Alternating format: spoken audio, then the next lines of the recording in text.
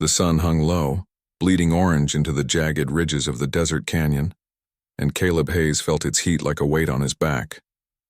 He had been riding for 2 days straight, pushing his horse harder than he would have under any other circumstance, but he was a man with nothing left to lose. The cattle trade he had traveled for had collapsed in his hands. The buyers withdrew their offer, prices shifted, and Caleb returned with an empty pocket and a heart that felt just as hollow. His ranch, already struggling, would surely not survive the season. The desert wind stung his skin as if to remind him that failure had sharp edges. He followed a dry riverbed, the cracked earth beneath him telling the story of a land that had once held life, but had long since surrendered it. The silence was heavy, broken only by the soft rhythmic steps of his horse and the occasional cry of a hawk circling overhead. Caleb was not a man easily shaken. He had endured drought, debt, and the slow, lonely death of his father, but even he felt the weight of defeat settling deep in his bones. Then he saw the vultures, 4 of them, circling low, dipping in and out of the canyon shadow. He guided his horse toward them, not out of curiosity but with the instinct honed from years alone in the wild. Where scavengers waited, something, or someone, was dying. He found her sprawled in the dusty sand at the base of a rock wall, her breathing shallow, her sides stained with dark, dried blood. The arrow in her flesh was broken, its shaft snapped, but the wound was deep. Her clothing and jewelry marked her clearly. Apache. A warrior, though now she was barely clinging to life. Caleb froze. He knew the history. Settlers and Apache were taught to fear each other, hate each other. His neighbors spoke of raids and blood. He had seen ranchers boast of killing Apache as if they were trophies taken off the land. And yet, looking down at her now, all that talk felt impossibly distant, because the woman before him was not an enemy. She was human, and she was dying. He dismounted slowly, hands raised to show no harm. Her dark eyes fluttered open, unfocused yet burning with a fierceness even in agony. She tried to lift her hand, perhaps to reach for a knife that was no longer there. But her strength failed, and her arm fell limply to the sand. Caleb knelt beside her. He spoke softly, though he doubted she understood. Easy now. I've got you. He tore fabric from his own shirt, pressing it to the wound to slow the bleeding. She winced, her breath catching. The desert was merciless. Without help, she would be gone before the night. He gave her his canteen. She drank only a few drops, but even that seemed to pull her back from the edge. Caleb looked at his horse. It was all he had left. His only means of returning home, tending his ranch, surviving the coming months. Without it, the journey back would be a brutal march across miles of open land under a punishing sun. But he knew what the right thing was. And sometimes the right thing was the hardest decision a man could make. He gently lifted the woman. She was lighter than he expected, more bone than weight, and eased her onto the horse's back. The animal shifted but did not resist. Caleb placed the reins in her trembling hands. She looked at him then. Truly looked, her gaze clear enough to hold meaning. Her voice was soft, broken, yet strong in its intention. Naira. Her name? Caleb nodded. Go. Live. The horse began to move, carrying her away across the desert, toward the distant bluffs and lands she called home. Caleb watched until the figure disappeared into the burning horizon. Then he turned his feet toward the long road back, alone on foot, with nothing but the clothes on his back and the fading light to guide him. He had given away his only chance of survival. And yet, in that moment, he felt something stir inside him. Hope. Faint, but alive. The desert stretched before Caleb like an endless trial, its horizon wavering with heat that shimmered like glass. Once he had crossed these lands with confidence, on horseback with purpose, with plans. But now he walked, each step sinking into sand that swallowed strength and hope. His lips were cracked, his boots worn thin, and every muscle pulled tight from exhaustion. Yet the only thing heavier than the desert's heat was the silence. Caleb had always believed himself strong. Hardship was no stranger to him. He had known hunger in childhood, drought that turned pasture to dust, and the slow grief of watching his father fade away in a small room that smelled of lavender and pain. Life on the frontier taught a person that survival was a negotiation, not a guarantee. But this, walking alone without a horse, felt like walking without a past or a future. Still, he did not regret his choice. He replayed the moment in his mind. The Apache woman's fragile breath, her eyes burning with stubborn life, her voice whispering Naira. He had given her his horse not because he expected anything in return, but because he could not be the kind of man who walked away. Not when someone was dying.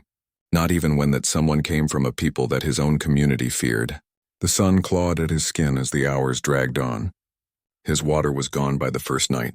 He sheltered beneath a jut of rock where the shade was thin and mean.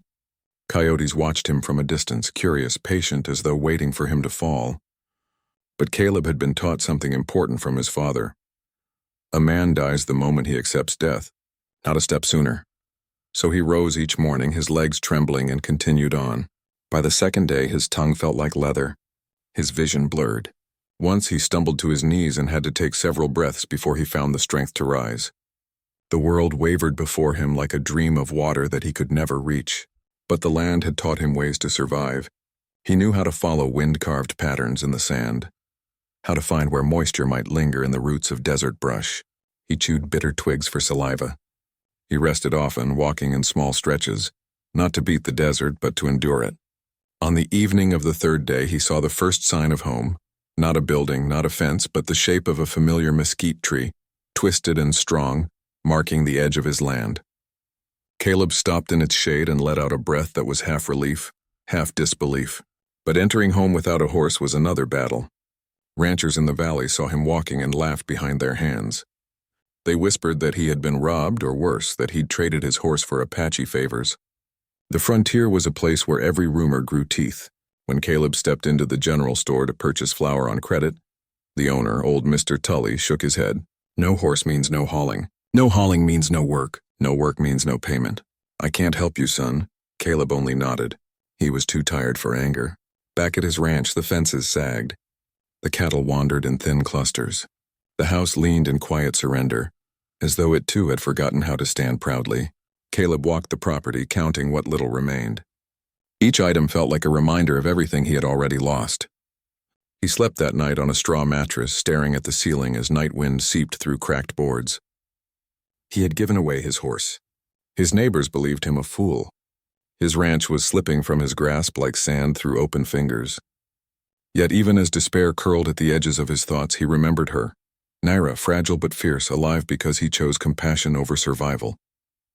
The world might call him a fool, but Caleb closed his eyes and thought, better a fool with a soul than a rich man with none. He did not know it yet, but that choice, that moment of mercy, had already changed the course of his life forever. The valley lay quiet under the soft silver of moonlight, the kind of quiet that feels like something is watching. Caleb had spent the day mending a fence that had already begun to rot, tying broken rails with rope because he could not afford new wood. His hands were sore, his shoulders heavy, and the ache of hunger sat dull in his stomach. He ate little, corn mash and stale bread, before stretching out on his porch beneath the stars. The wind whispered through sagebrush. The sky was clear and bright, and the moon looked close enough to touch. Caleb was just beginning to drift into half-sleep when he heard it. The faint, rhythmic thumping of hooves. His eyes opened. He sat up slowly, listening. The sound grew clearer, 3 horses riding with purpose. Night riders meant danger more often than not. His hand slid toward the rifle resting beside his chair, though he did not yet lift it. As the figures crested the ridge, their silhouettes sharpened against the moonlight. He saw the shining feathers, the braids, the bows strapped across the backs. Apache. His heart clenched, not in fear, but in realization. They had found him. The riders stopped 20 yards from his porch. For a long, breathless moment, no one moved. The desert seemed to hold its breath with them. Then one rider dismounted. She stepped into the moonlight. Naira. Not pale and dying, not broken in the dust as he had found her, but standing tall, her posture firm, her chin lifted with strength. Her wound had healed, though the scar still marked her side. A strip of red cloth was tied around her arm, a sign of honor among her people. Caleb's throat tightened. She was alive. Her 2 companions remained mounted, watching with dark, unreadable eyes. Silent, steady, neither threatening nor friendly. Warriors, protectors. Naira walked toward him, each step deliberate. Caleb stood, though his legs felt strange, as if he were waking inside a dream. She stopped only a few feet away. For a moment, they simply looked at each other. Two worlds that were never meant to meet and yet somehow did. Then she turned and whistled softly. One of the riders led forward a horse, not just a horse, but a stallion unlike any Caleb had ever seen. Tall, broad-shouldered, coat dark as midnight, mane long and wild. A horse bred for mountains and war, strong enough to carry a man for days and never tire. The reins were held out to Caleb. He stared. Nara spoke, her voice low and steady, accented but clear. You gave life. I return it, but it was more than that. This was not repayment, it was recognition. A gesture that said your act of mercy was seen. It matters. You matter. Caleb stepped forward, running his hand along the stallion's neck. The animal was warm, powerful, breathing slow and calm. A gift like this was not small, it was sacred. But Nara was not finished. She removed a leather satchel from her shoulder and placed it gently on the porch. Inside were herbs, rare ones with strong healing properties, dried meat and cornmeal, and pelts stitched with craftsmanship so fine they could be traded for more than Caleb's ranch earned in a month. His breath caught. His eyes stung unexpectedly. He shook his head, not in refusal, but in disbelief. I didn't help you for this. Naira's gaze softened, not weak, but warm, a flame that did not flicker. I know. Silence, deep and full, settled between them. Her companions waited, but she did not rush. She allowed the moment to exist. Then she spoke again, tapping her chest lightly with 2 fingers. Debt of life is not forgotten. She mounted her horse with the grace of someone born to the saddle. She looked at him one last time, a look that said everything words could not. We are no longer strangers. Then the 3 riders turned and disappeared into the night, silent as spirits. Caleb stood alone once more, but nothing in him felt lonely. Something had shifted in the world. And in him, he ran his hand over the stallion again, whispering without knowing why. Thank you. The moon glowed brighter, as if it had heard. The days that followed unfolded like a quiet turning of seasons, slow, natural, inevitable. Caleb worked his land, repaired what he could, and tried to stretch what little food he had left. But something had changed inside him, something subtle yet unmistakable. For years he had worked in silence, moving through each day with the numbness of a man merely surviving. Now each sunrise stirred a flicker of anticipation he could not name. That anticipation took shape one late afternoon.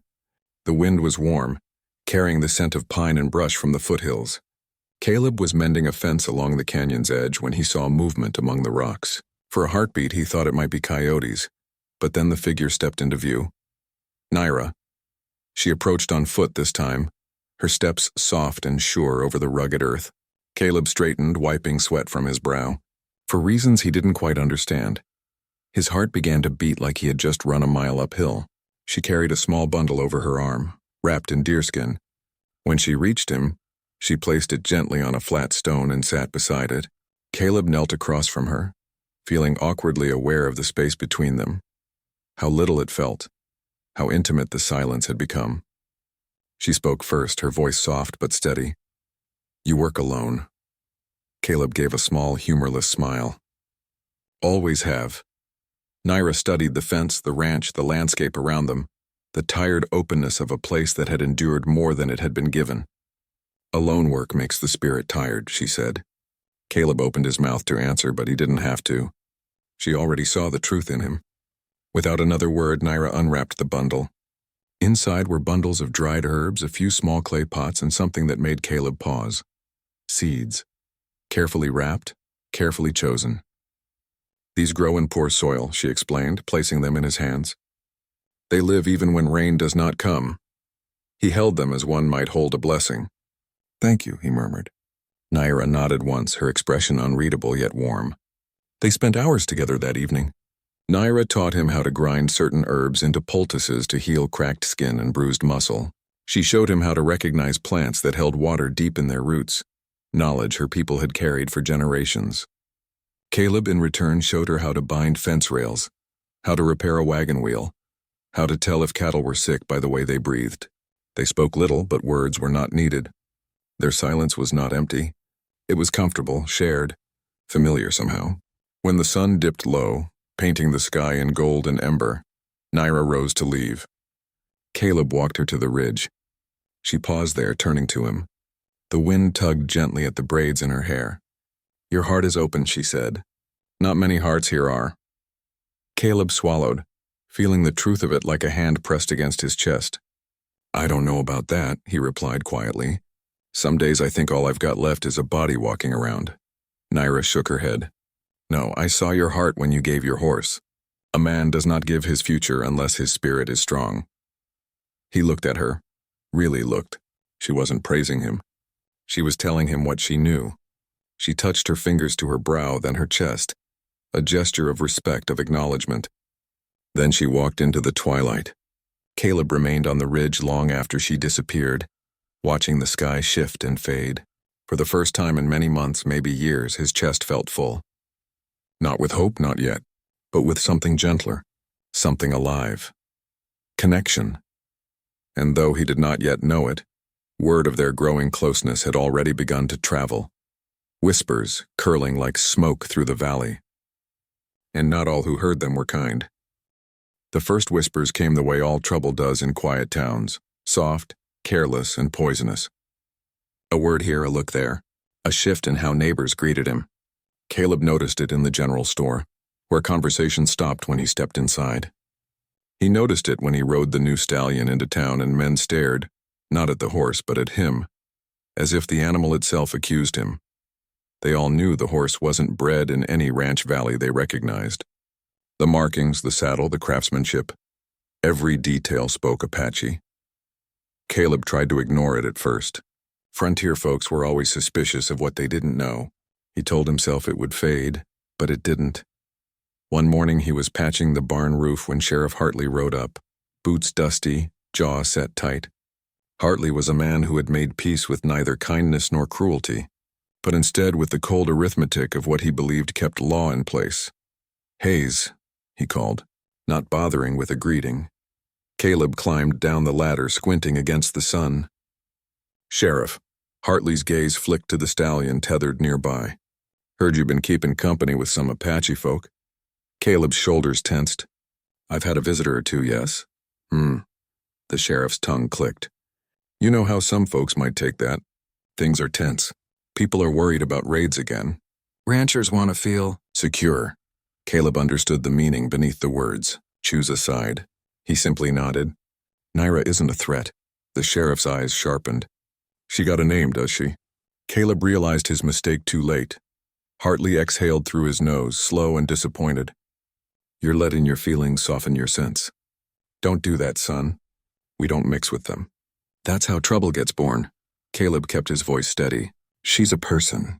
I helped her. That's all." Hartley's jaw worked side to side.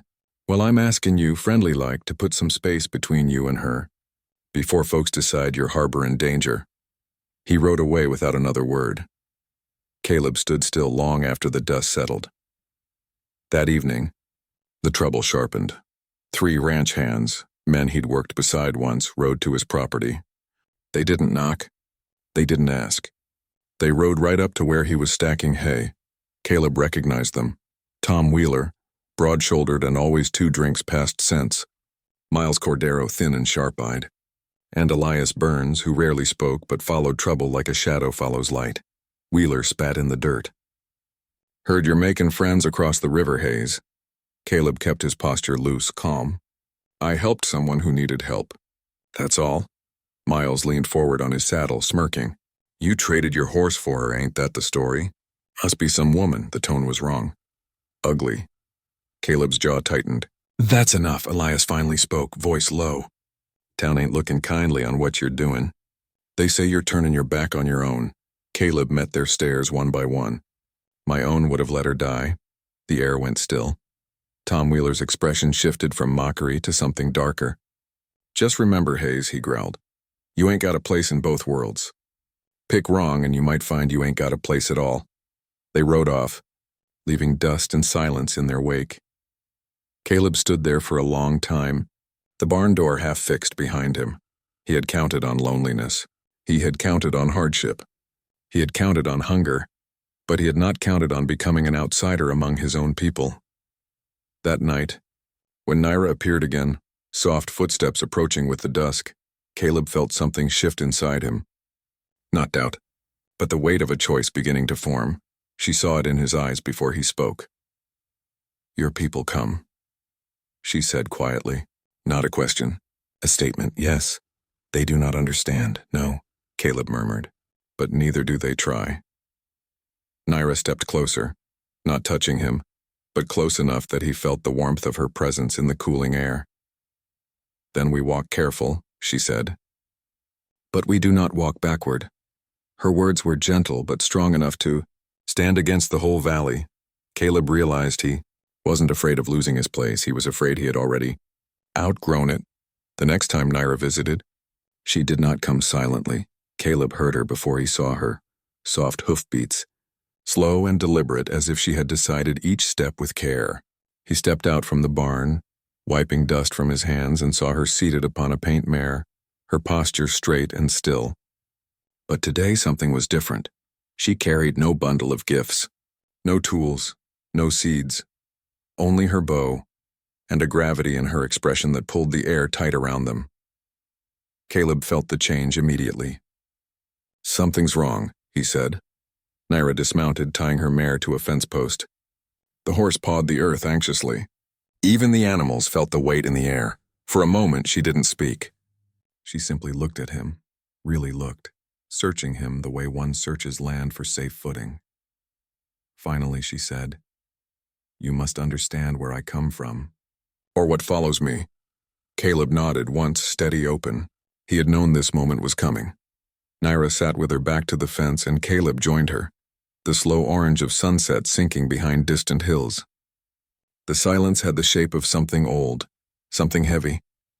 "My father is Tajin, chief of our people," she began. "Our land was taken piece by piece. Promises were given and broken. We moved, again and again like shadows pushed by wind." Caleb listened, his breath quiet. "We avoided war. We avoided blood. We lived with the earth and asked only to be left in peace." Her hands curled in her lap, not angry but steady, controlled. A warrior's hands used to action, forced now to remember. "But men came," she continued, voice lower now. "Not ranchers, not settlers, raiders. White men who wore the uniform of the U.S. Army but acted as hunters. They were promised bounties to remove us from the land. We were not called people. We were called problem." The word burned. Caleb felt it scorch something inside him. "They attacked at dawn, burned the food we had stored, drove horses and children into the river to freeze or drown. I fought." She touched her side, the scar hidden beneath her clothing. "I killed one. Another shot me. I ran. I do not remember falling. I only remember you." Her gaze lifted to him now, sharp, unwavering. "You saved me, Caleb Hayes, but my being here, speaking to you, it ties you to my path, to my enemies." Caleb's jaw clenched. "Those raiders, they're still hunting your people?" "Yes." The word was quiet, final. "And they know you lived," Caleb said slowly. "Yes. And they may come here." Naira met his eyes, not warning him, not pleading, simply telling the truth. "I did not mean to bring danger to your land," she said. "If you wish me to leave, I will not return." Caleb felt something cold ripple through him at the thought, an emptiness so sharp it surprised him. "No," he said. And then again, firmer, "No."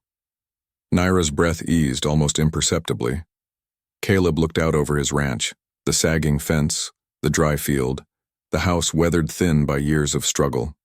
All of it felt so breakable, so temporary.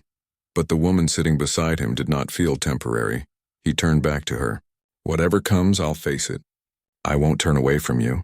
Her eyes softened, not with relief, but with respect. Deep, profound respect. "Then we stand together," she said. The sun slipped completely behind the hills, leaving only dusky purple and the first cold stars. The wind lifted dust from the earth, swirling it gently around them as if acknowledging a vow that had been made without ceremony, without witnesses, but with truth. Naira stayed only until twilight became night. Then she rose, mounted her mare, and paused before riding off. "Caleb," she said, voice like warm dusk air, "your spirit does not walk alone anymore." He watched her disappear into the dark, her silhouette fading like a memory that refused to be forgotten. The night around him felt different, charged, waiting, because now the quiet was no longer peace, it was the breath before a storm. The evening after the gathering is unlike anything Samuel has ever experienced. The sky turns a deep violet hue, slow-moving clouds drifting low enough to seem almost touchable. The air is cool but not cold, fragrant with pine resin, wild sage, and the distant smoke of campfires. It feels as though the earth itself is breathing. Shadows of mountains stand like ancient guardians, and every sound carries significance. Tonight is a night the Apache call na-al-sus-ba'i, the night of the spirits. It is when the boundary between the living and those who have passed is said to thin. Songs are sung to honor ancestors, the land, and the paths that led the living to where they now stand. It is not a celebration, rather a remembering. Samuel sits by a fire at the edge of the village, hands clasped, eyes fixed on the flames. He is not part of their ceremony, yet he has been allowed to witness it. He listens as drums begin, slow, steady, like a heartbeat echoing through the earth. Warriors, elders, and families gather in a wide circle. Their silhouettes move with the firelight, creating shapes that seem both earthly and ghostly. Ayana comes to him. Her steps are quiet, gentle, but assured. "You may stand with us," she says softly. "If you wish." Samuel hesitates. He is an outsider, always has been. But the openness in her voice leaves no room for doubt or suspicion. She is not asking out of obligation. She is offering a bridge. He rises and follows her to the circle. The song begins. It is not sung in words he understands, yet the emotion is unmistakable. Gratitude, grief, memory. He sees children watching their elders carefully, learning the steps of a dance that has been passed down through bloodlines far older than the ranches or towns that now cut across this land. Ayana stands beside him. Her face glows in the fire's warm light, transformed into something powerful, both vulnerable and unbreakable. Samuel realizes that the strength he has admired in her is not born from aggression or pride. It is born from rootedness, from knowing where one comes from and who one belongs to. He realizes he has never felt that. Not once. As the song continues, an elder woman steps forward, her hair long and silver, braided with feathers. Her eyes are sharp, intelligent, assessing. She looks directly at Samuel, not with hostility, but with the kind of seeing that peers straight through the surface of a person. She speaks to Ayana, who translates. She says that your arrival was not accident. The spirits guided you. Samuel almost laughs, but he doesn't. Something in the air stops him. Something in the fire. Something in the way every ear is listening, not to him but to the truth being spoken aloud. He swallows. I didn't come with intention. I didn't know any of this, I just saw someone who needed help. Ayana translates his words. The elder nods once, firm. That is why the spirits chose you, Ayana says quietly. Because you acted without desire for reward, without expectation. You acted with heart. Samuel's chest tightens. He looks at Ayana, not just with admiration now, but with something deeper, something that scares him. Because what if this place, this moment, does not let him go? The drums continue. The fire rises. Sparks climb into the air like stars being born. Men and women dance, movements grounded, deliberate, ancient. Samuel does not join the dance, but he watches. He breathes it in, and the land seems to breathe with him. Ayana touches his hand. Not a gesture of romance, but of connection. A wordless, you are not alone. Samuel closes his eyes. For the first time in his life, he believes it. The dawn after the night of the spirits comes softly with pale gold light stretching across the valley. The village is quieter than usual. People move slowly, reverently, as if the echoes of the drums still hum beneath their skin. Samuel wakes near the fire pit where he slept under the open sky. The scent of cedar embers lingers in the air, mixed with morning dew. He rises, stretching muscles still aching from days of riding and tension. Somewhere deeper in the village, he hears soft laughter. Children awake before the adults, chasing each other with sticks. For a moment it feels peaceful, almost timeless. But that peace breaks like glass. A horn call, sharp and low, rolls across the valley. Women pause. Men look up. Children freeze mid-step. Samuel turns to Ayana, who has appeared at his side almost instantly. Her face is alert, jaw tightening, eyes scanning the horizon. What is it? He asks. She listens, really listens, to the air, the ground, the movement no one else seems to hear. The warriors are returning, she says. But there is no relief in her voice, only fear. Moments later, the war party rides into view, dust rising behind them like a storm. Horses lathered with sweat, arrows missing from quivers. A few men clutch their sides. One slumps so heavily in his saddle he must be held up by another rider. They have not returned from triumph. They have returned from battle. The village moves into motion. Healers rushing forward, families crying out, elders calling instructions. Everything becomes a blur of movement and raised voices. Samuel stands still, caught between wanting to help and fearing he will only be in the way. Then he sees Ayanna move. She is not simply one of the wounded survivors of this tribe. She is one of its healers. She moves with certainty, opening a leather bundle of herbs and tools, binding wounds, cleaning blood, whispering prayers under her breath. Samuel kneels to help lift one of the injured men, a young warrior barely more than a boy. Blood stains most of his shirt. The wound is ugly, deep. Ayanna looks up at Samuel. For a brief moment, their eyes lock. "Hold him steady," she says. He does. The warrior cries out through clenched teeth, gripping Samuel's forearm so tightly that bruises will form. Samuel doesn't flinch. He calls upon the same quiet strength he used when calming frightened horses, when holding dying calves, when burying his father. They work silently, together. When the worst of the tending is done, when the dying have been saved or surrendered, news spreads through the village like wildfire. The land around them is changing. Settlers are arriving. Fences are going up. Soldiers have issued warnings. Samuel feels the weight of this like a stone in his chest. He knows what settlements mean. Towns expand. Ranchers take land. Treaties are ignored. Armies follow. He has lived on the edge of this truth his entire life. But now he is standing in the middle of those who will be swallowed by it. Later, when the village grows quiet again, Samuel walks alone toward the creek. Ayanna follows him, not because she needs to, but because she understands something is breaking inside him. "They will not leave us unharmed," she says. "No," Samuel answers. His voice cracks. "They won't." Ayanna looks at him, really looks. Not as an outsider, not as a strange man who rode into their lives with a small act of mercy, but as someone who now stands at a crossroads with them. "You could leave," she says softly. "Return to your home, your land, your people." He turns to her. The wind moves her hair softly across her face. "I don't know where my home is anymore," he admits. Ayanna steps closer, not touching him this time, but close enough that he feels the warmth of her presence. Then perhaps, she says, voice gentle, "You are beginning to hear the spirits too."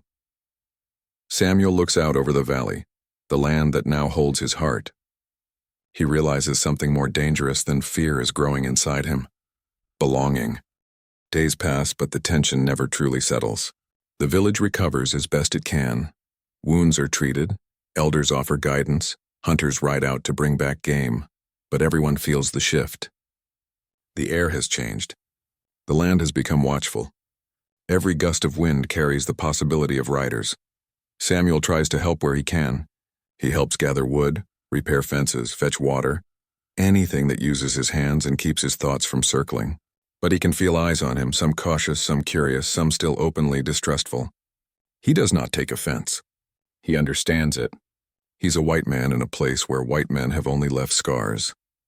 One afternoon, while helping repair one of the horse enclosures, Samuel hears urgent shouts. The tone alone makes his blood go cold. He drops the wooden beam he's carrying and runs toward the sound. At the edge of the valley, 5 men on horseback are approaching. Not Apache. Not settlers. U.S. cavalry scouts, blue coats, rifles at their sides, faces weathered from long patrols. They carry themselves like men who believe the land belongs to them. The village gathers behind its warriors, tense and silent. The scouts do not draw weapons, but they don't need to. Their very presence is a threat. The lead scout addresses the warriors in English, slow, patronizing as if speaking to children. "You're camped too close to the new development line. This territory has been claimed. You'll need to relocate." Samuel steps forward before he even realizes he's doing it.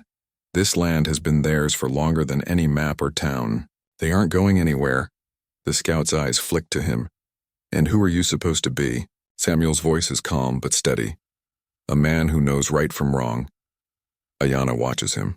Her face doesn't show fear. Only quiet readiness. The scout shifts in his saddle. He wasn't expecting resistance, from the Apache maybe, but certainly not from one of his own. You're going to want to think real carefully, friend, the scout says.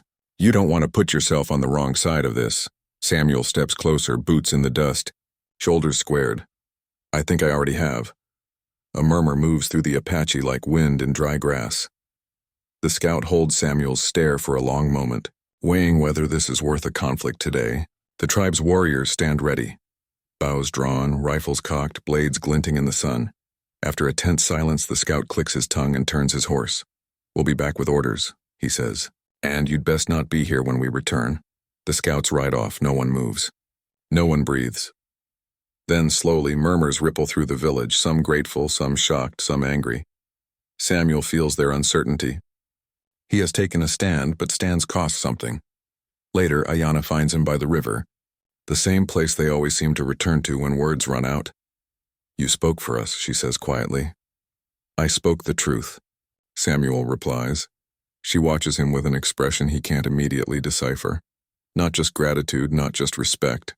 Something deeper. Something that has been growing, slow and steady, like a seed planted the moment he lifted her onto his horse. Samuel, she says, voice soft but steady, you know what this means. He does. He has chosen. Not just to stay, but to belong, and belonging comes with consequences. He draws in a breath, long and grounding. I'm not going anywhere, he says. Ayanna steps closer, close enough that their foreheads almost touch. You are no longer walking a path alone, she whispers. The wind moves around them, carrying the scent of earth and fire and life. But the horizon is changing. Storms, real and human, are gathering, and the time for peace is ending. The day the soldiers return, the morning begins deceptively calm. Sunlight stretches across the valley, warming the grass and the river stones. Children chase one another near the creek, the sound of their laughter light and bright like nothing could ever go wrong again. A few women grind maize beside their lodges, humming softly. The elders sit beneath the shade of an old juniper, speaking in low voices of weather and seasons and memory. The scent of pine smoke curls lazily upward from cook fires. It feels like any other morning, but the warriors are already awake. Already armed, already watching the ridge line. Ayanna stands near the center of the village, her bow across her back and her face set in calm determination. She is no longer the wounded stranger Samuel once found on the prairie. She has regained her strength, her stance sure, her gaze unbroken, her spirit steady. Samuel stands beside her, not in front of her, not shielding her, but with her. Equal. He has chosen his place. The sound comes before the sight, the rhythmic thunder of hooves, dozens of them, rolling through the ground like approaching weather. Then dust, then bluecoats, then rifle barrels catching sunlight like slashes of cold fire. The cavalry arrives not with 5 scouts this time, but with nearly 40 soldiers. They form a line at the edge of the village. At their head, the same scout who spoke before. He raises a long scroll and unrolls it. But his voice carries no respect, no patience. By order of the territorial government, this land is now under military authority. All inhabitants are to be relocated by sundown. The warriors do not flinch. No one moves. Samuel feels the moment in his bones. This is the line. If the tribe leaves, they lose their ancestral valley forever. If they stay, they declare to the world that their existence is not negotiable. The scout's eyes fix directly on Samuel. You know how this ends. Walk away, now, while you still can. Samuel hears his own heartbeat. He sees Ayanna's profile, calm, luminous, proud. He thinks of her laughter by the creek, her hand steady on his arm as they treated the wounded, her voice telling him he no longer walked his path alone. He has already made his choice. No, he says simply. The scout's expression turns hard, pitying, resigned. It's a damned shame, he murmurs. You're one of us, Samuel shakes his head. I'm with them. Everything happens at once. A soldier moves to dismount. Ayanna's hand flashes to her. Bowstring, a gun barrel tilts upward. An Apache warrior raises his rifle. The scout shouts. Ayanna calls out. Samuel's voice joins hers. And then the world erupts. Gunfire cracks across the valley. Horses rear. Arrows fly, slicing the air with a sound like ripping cloth. Dust explodes beneath hooves. Warriors move like shadows, silent, swift, precise. Women pull children to shelter. Elders pray. The river churns as bullets shatter the water's surface. Samuel grabs a fallen rifle from the ground, loads by instinct, and fires into the line of soldiers advancing on foot. Heat floods his veins, not rage, not fear, something sharper, clearer. Ayanna fights beside him, her movements fluid like wind and flame. Her arrows find their marks. Her breath is steady. She has trained her whole life for this moment. The battle is not long, but it is brutal. When the smoke clears, the soldiers retreat, not defeated but driven back. The valley holds for now, but the cost is written everywhere. Several warriors lie still, carried gently by their brothers and sons. Wails of grief rise like wind through canyon stone. Women kneel beside husbands. Children cling to mothers. The ground is stained with the price of belonging, of choosing to stand, of refusing to move from the land of ancestors. Samuel stands in the aftermath, his hands stained, his chest heaving, his pulse pounding. And Ayanna comes to him. She touches his face, not with passion, not with possession, but with recognition. "You did not run," she says softly. He meets her gaze. "I couldn't." She nods once, a small, sacred gesture. The valley is quiet now, but the silence is not peace, it is the breath. Before the world changes, the story is no longer about a wounded woman on a prairie trail. It is about a people refusing to disappear, and the man who chose to stand with them.